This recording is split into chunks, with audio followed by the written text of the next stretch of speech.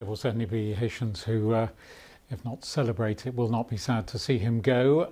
There were those who benefited from his regime, as indeed in the regime of his father, known as Papa Doc. That's why he was known as Baby Doc, succeeding him. But you're right in the sense that I remember going to Haiti during the earthquake of 2009.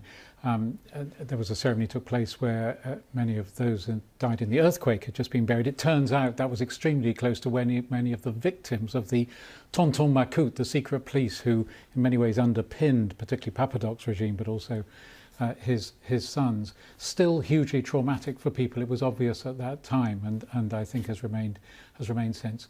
He did, initially at least, liberalise some things after his father's particularly harsh regime. He opened up to the Americans, opened up to business, led his own very lavish lifestyle, pulled off the brakes a little bit in terms of repression.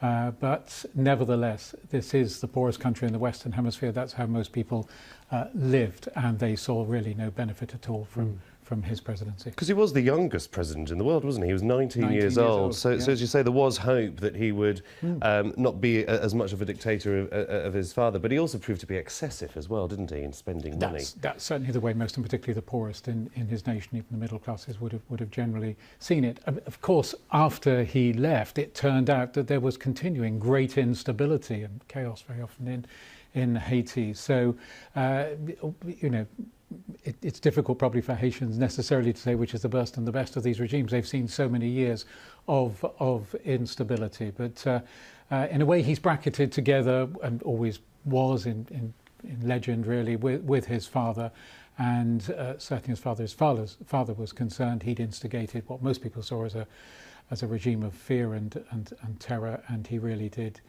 little to change that image significantly.